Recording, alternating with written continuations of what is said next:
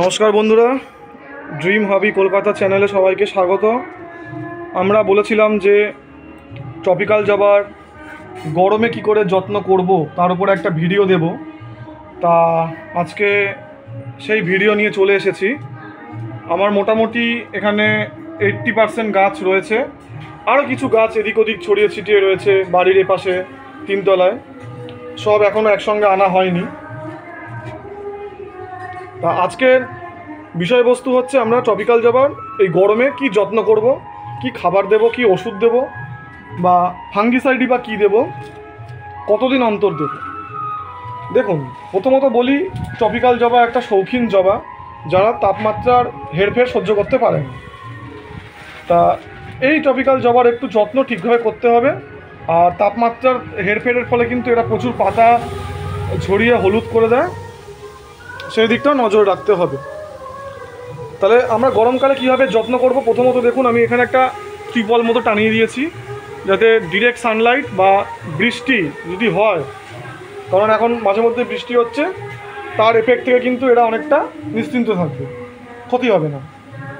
Second হচ্ছে আমরা এদেরকে খাবার কী দেবো, কতদিনের গ্যাপেই বা খাবার দেবো। আমরা এদেরকে মূলত 10 দিনের গ্যাপে বাদাম খোলের জল দেব, 10 দিনের গ্যাপে। সর্ষের খোল দেবো না এই গরমে।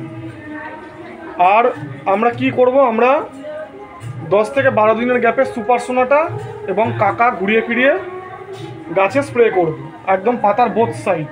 সুপার সোনাটা আর কাকা 1 লিটার জলে 2 ml, দুটোই 2 ml। একবার যদি আজকে সুপার সোনাটা দিই, তার 10-12 দিন পর কাকা, আবার তার 10-12 দিন পর সুপার সোনাটা, এইভাবে আমরা ঘুরিয়ে ফিরিয়ে ব্যবহার করব। আমরা মাসে 2বার সিভিড গ্র্যানাউলস দেবো, বা একবারও দিতে পারি টবের মাটিতে। এতে টবের মাটির অ্যাসিডিক নেচারটা বজায় থাকবে, বা তার বদলে আমরা হিউমিক অ্যাসিড জলেগুলোও দিতে পারি, একই ব্যাপার। যদি কোনোভাবে মিলিবাগ বা সাদামাছির অ্যাটাক হয়, তখন আমরা মিলিবাগের জন্য একতারা, সাদামাছির জন্য পেগাসাস বা ক্রিটাপ, এগুলো ব্যবহার করতে পারি। এবং আমরা যে জলটা স্প্রে করব, 50% ফ্রিজের জল, 50% নর্মাল জল, 1:1 রেশিওতে মিশিয়ে আমরা ব্যবহার করব, তাহলে ভালো ফল পাওয়া যায়। গরমকালে যেহেতু খুব গরম পড়ে, আবার মাঝে মধ্যে বৃষ্টিও হচ্ছে, তাপমাত্রার হেরফের হচ্ছে, আমরা মাসে একবার রিডোমিল গোল্ড সব গাছে স্প্রে করে দেবো, মাসে একবার। এরপর যখন খুব গরম পড়বে, তাপমাত্রা 38 ডিগ্রি টাচ করবে, তখন আমরা বাদাম খোলের জল বন্ধ করে দেবো, খোল জল বন্ধ করে দেবো। তখন আমরা মাসে 2বার ওয়েস্ট ডিকম্পোজারের জল, মাসে 2বার সিভিড গ্র্যানাউলস আমরা টবের মাটিতে দেব, যাতে গাছ স্ট্রেস নিতে পারে, যাতে গাছ এই গরমেও ভালো থাকে, পাতা সুস্থ সতেজ থাকে, এবং গাছ যাতে কোনোভাবে ক্ষতিগ্রস্ত না হয়। এছাড়া আমরা সপ্তাহে 3 দিন 4 দিন বিকেলবেলা বলতে গেলে একদম সন্ধ্যে 6টা 6:30 নাগাদ জল স্প্রে করে দেবো, জল স্প্রে করে স্নান করিয়ে দেবো গাছকে, আমরা করতে পারি। তবে দেখবেন সে স্প্রে করার সময় যাতে জল, মানে মাটি ভিজে থাকা অবস্থা, সেখানে যাতে না পড়ে, তাহলে কিন্তু ক্ষতিগ্রস্ত হতে পারে গাছ। এছাড়া এর থেকে বেশি কিছু তো আমি সাধারণত করি না, আমি এটুকুই করি, তাও করে উঠতে পারি না।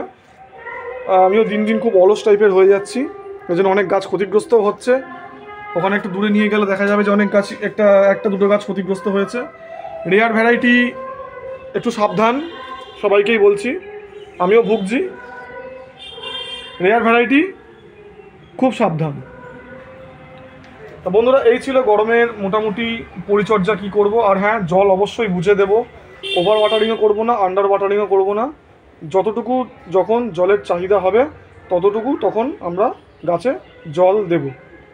ওভার ওয়াটারিংও যাতে না হয়, আন্ডার ওয়াটারিংও যাতে না হয়।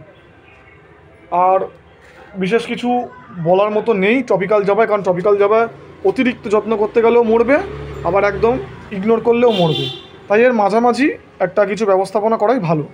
যেগুলো পয়েন্টগুলো বললাম, আপনারা মোটামুটি ওগুলোই করুন, আপনাদের টপিক্যাল জবা সুস্থ থাকবে, ভালো থাকবে, কোনো রকম কোনো সমস্যা হবে না। তাও যদি কোনো সমস্যা হয় কমেন্ট সেকশনে জানাবেন, আমরা যথাসাধ্য চেষ্টা করবো আপনাদেরকে হেল্প করা। তো বন্ধুরা, ভিডিওটা এখানে শেষ করছি। আশা করি আপনাদের উপকারে লাগবে এই ভিডিওটা, এবং খুব তাড়াতাড়ি আবার আপনাদের সঙ্গে দেখা হবে নতুন কোনো বিষয় নিয়ে।